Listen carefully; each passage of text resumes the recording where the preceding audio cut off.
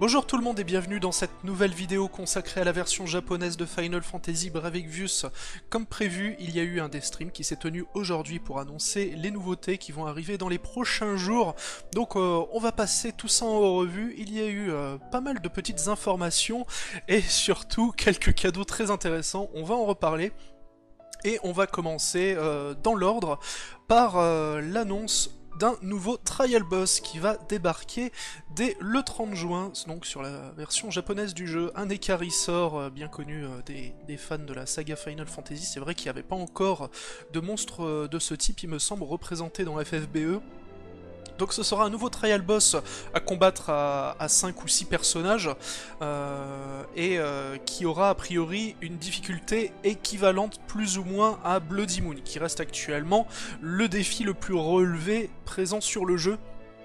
Donc, ce boss nous donnera, lorsqu'on arrivera à le vaincre, une armure lourde avec 15 points d'attaque physique et 56 points de défense physique, plutôt correct. Il nous donnera également 100 lapis. Si on n'utilise pas le moindre objet au cours du combat, on aura un Trust Moogle 10%. En lançant au moins une Limit Burst au cours du combat, on récupérera une Materia qui augmentera la défense physique et le nombre de points de vie lorsqu'on est équipé d'une armure lourde, donc ça va plutôt de pair avec sa récompense. Et enfin, si on lance une invocation au cours du combat, on aura accès à une Materia qui permettra de lancer une compétence augmentant la défense physique et magique de toute l'équipe, ainsi que l'ensemble des résistances élémentaires. Pour l'instant, on n'a pas le détail exact des stats que donnent ces Materia, mais en tout cas, voilà, ça risque d'être plutôt intéressant. Le boss, il y a déjà eu des petites informations concernant ce qu'il peut faire. Il serait plutôt résistant aux attaques physiques, donc plutôt favoriser les attaques magiques, ramener des tanks capables de mitiger les dégâts physiques idéalement. Et puis a priori à 50% de ses points de vie, le boss se mettrait à pomper des MP à tous les tours, ce qui me terrifie. On verra bien ce que ça donnera en tout cas. Également annoncé le même jour la suite de l'histoire principale. Non, c'est pas la bonne news, voilà, c'est celle-ci. Donc tout simplement, voilà, encore de nouvelles zones avec des lapis à se faire, peut-être un nouveau gros chocobo à découvrir et autres, rien de particulier. Par contre, en même temps que la suite de l'histoire qui sera donc présente le 30 juin, nous allons avoir la version 2.9 du jeu qui va enfin ajouter les explorations de Chocobo dont les développeurs avaient déjà tant parlé durant les précédents dev streams, donc je vous renvoie aux précédentes vidéos qui en parlait un peu plus en détail, mais pour revenir rapidement dessus, ce sera donc un peu le même système que ce que vous avez de tout récemment sur la version globale, qui va permettre d'envoyer des personnages qu'on n'utilisait pas jusqu'à présent durant un temps donné, mais pas pour ramasser les mêmes choses que sur la version globale. Cette fois-ci, ça sera des objets qui permettront d'aller affronter les versions 3 étoiles des invocations pour les débloquer. Et justement, avec la version 2.9 et les explorations de Chocobo, il y aura également l'arrivée de Sirène et d'Ifrit en version 3 étoiles, comme c'est montré là sur le screenshot.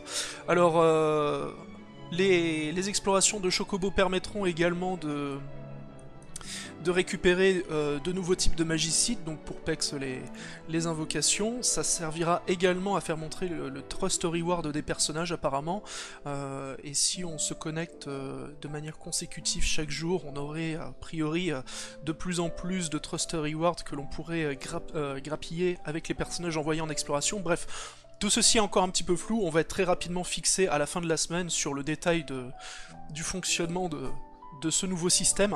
En tout cas, c'est cool que ça arrive enfin. Les développeurs ont également parlé des petites choses qu'ils comptaient ajouter au fur et à mesure. Donc déjà, ils prévoient de mettre chaque mois 2 nouveaux experts en version 3 étoiles. Donc là, c'est Sirène et Ifrit qui ouvrent le bal, mais par la suite, on aura donc certainement Golem et Shiva le mois suivant, etc. etc. Avec Bahamut en 2 étoiles aussi à un moment ou un autre dans la foulée. Ils ont parlé toujours de la possibilité prochaine d'augmenter la puissance des armes. Ils n'ont pas donné davantage de précision à ce sujet. Également, enfin, la possibilité de set-up des équipements sur chaque groupe, sans avoir besoin de déséquiper pour remettre les mêmes objets sur un autre groupe de personnages. Donc ça aussi, ça arrivera prochainement, pas le 30 juin, hein, plus tard. Il y a également la suite des missions qui vont être ajoutées, donc ces fameuses missions-là que l'on pouvait consulter, donc ça c'est les missions quotidiennes, mais il y avait également toutes les missions de joueurs débutants qui donnaient des lapis et d'autres petites choses contre des demandes plutôt simples à réaliser. Donc on aura la suite de ces missions plutôt à destination des joueurs de niveau intermédiaire, là c'était pour les joueurs débutants, donc là aussi un apport en ressources qui sera plutôt sympathique lorsque ça débarquera, et toujours il pense au système de rendre intéressant les personnages qui ont 100% de Trust Reward. On ne sait toujours pas ce que ça va être exactement, ils ont par contre précisé que ça ne fonctionnerait évidemment pas avec les personnages que l'on peut obtenir gratuitement, et donc que l'on peut avoir très facilement à 100% de Trust Reward, cela va de soi. À côté de ça, eh bien, il a été annoncé aussi la prochaine bannière et le prochain event. Ce sera donc un event Final Fantasy XII pour fêter la sortie de la version HD de Final Fantasy XII Zodiac Age. Donc c'était plutôt prévisible, et on va effectivement avoir de nouveaux personnages. Donc tout d'abord, nous aurons Larsa, Drace et Vayne, donc natif 3 étoiles et 2 natifs 4 étoiles. Larsa, donc le frère de Vayne, sera a priori un soigneur. Sa récompense de confiance, ça sera une matéria qui augmente les points de vie de 5%, la défense magique de 20% et qui offre auto-régène, pas terrible. Drace, donc le juge au milieu, ça sera un personnage plutôt orienté buffer et support et qui aura quelques attaques magiques. Il donnera en récompense de confiance une épée avec 80 d'attaque physique et 100 d'attaque magique, donc plutôt intéressant. Sur Reddit, ils ont mis des points d'interrogation aussi au niveau de cette récompense de confiance, donc peut-être un effet supplémentaire en plus des stats que j'ai cités, on verra bien.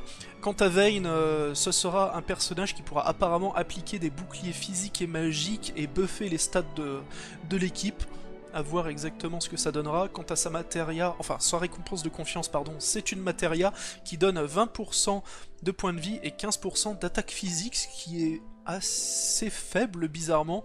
Alors est-ce que c'est une erreur de la part des devs ou de la part de Reddit, ou est-ce que c'est réellement ça? Dans tous les cas, bah, c'est pire que certaines choses que l'on pouvait déjà avoir depuis longtemps, genre la récompense de confiance de Sosé qui est meilleure, donc bizarre. Mais donc en plus de ces trois personnages là, on aura bien entendu des nouveaux natifs 5 étoiles, Bash et Gabrance qui débarquent, donc ce sera tous les deux des natifs 5 étoiles et des tanks dans deux styles différents. Apparemment Bash ce sera plutôt un tank qui couvrira les attaques physiques et magiques et qui aura de puissants debuffs. Sa récompense de confiance sera un bouclier lourd qui offrira 60 de défense physique, 70 de défense magique, une résistance à la foudre de 50% et la possibilité d'esquiver. Alors je sais pas si ça sera des attaques physiques ou magiques, ça n'a pas été précisé. Quant à Gabrance, ce sera un tank qui attirera l'aggro sur lui, qui aura la possibilité de mitiger les dommages qu'il reçoit. Il aura beaucoup de passifs ainsi que beaucoup de possibilités de se soigner, donc ça sera un tank avec une très grosse survivabilité apparemment. Et il aura également des capacités offensives qui prendront en compte sa stat de défense physique pour faire du dommage, un peu comme les magies blanches qui prennent en compte la stat de défense magique. Donc ça c'est vachement intéressant et plutôt original, à voir ce que ça donnera, peut-être le premier tank qui pourra aussi servir d'attaquant puissant. Ça pourrait être intéressant, et sa récompense de confiance va de pair avec ce nouveau type de mécanique, puisque ce sera une matéria qui augmentera la défense physique lorsqu'on est équipé d'une épée et d'une dague. Donc à voir la stat de défense qu'il pourra atteindre. En tout cas, tout ceci est très intéressant, et débarquera le 1er juillet sur la version japonaise du jeu. Ce sera un événement de Roi Mog, tout ce qu'il y a de plus classique. Par contre, il n'y a pas de nouvel éveil pour d'anciens personnages, pas de 6ème étoile pour Penelo, et pas de 5ème ou de 6ème étoile pour Fran, malheureusement. On devra se contenter de ces 5 nouveaux personnages. C'est quand même une bannière assez touffue, hein. 5 nouveaux personnages d'un coup, c'est plutôt violent.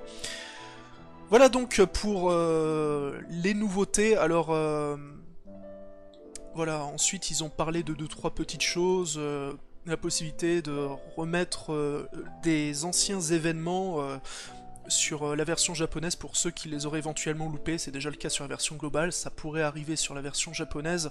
Également peut-être des rotations de bannières de popularité qui permettraient de pull des personnages qui ne sont justement plus récupérables à l'heure actuelle.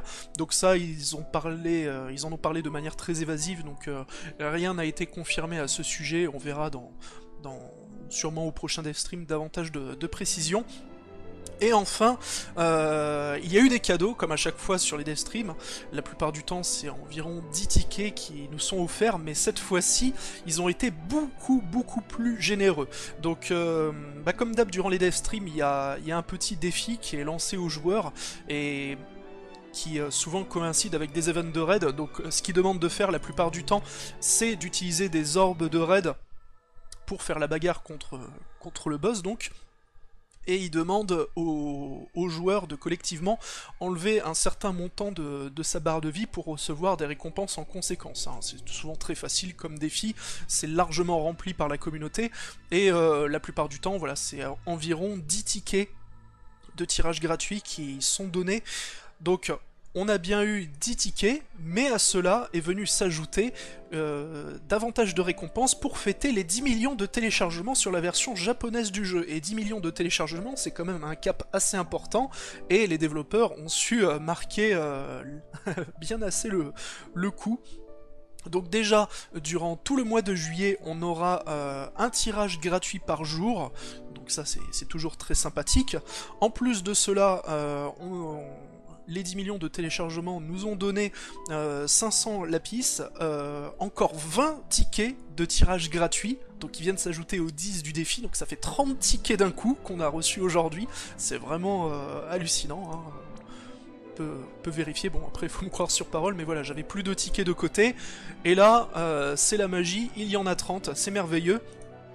Et ce n'est pas tout, comme dernière récompense, ils ont donné un ticket X assurant un cristal arc-en-ciel. Donc celui-là, je l'ai déjà consommé, j'ai eu Ramza en double, je suis un petit peu énervé, mais donc c'est un ticket X qui ne pouvait être utilisé que sur cette bannière-là. Donc ça sert à rien de le garder de côté pour se dire « Ah, je vais utiliser le ticket pour avoir à coup sûr un natif 5 étoiles d'une bannière qui m'intéressera plus tard ». Non, les bannières X, c'est tous les personnages disponible dans le jeu avec des chances d'être obtenus de manière équivalente. Donc c'est ici que s'utilisait ce fameux ticket, c'est vraiment une très grosse récompense que les développeurs nous ont donnée pour fêter les 10 millions de téléchargements, et ben c'est tant mieux. En tout cas voilà, le prochain gros arrivage de contenu se fera le 30 juin avec la suite de l'histoire, la version 2.9 et les explorations de gros chocobo, de chocobo pardon, et l'arrivée des versions 3 étoiles de Sirène et Ifrit et un nouveau trial boss, et le lendemain l'event Final Fantasy XII avec 5 nouveaux personnages. On reparlera de tout cela en temps voulu. En tout cas, eh bien, c'était un dev stream, ma foi, fort sympathique. Sur ce, eh bien, je vous laisse, je vous fais des bisous moustachus, et je vous souhaite bon jeu sur la version japonaise de Final Fantasy Bravecvus.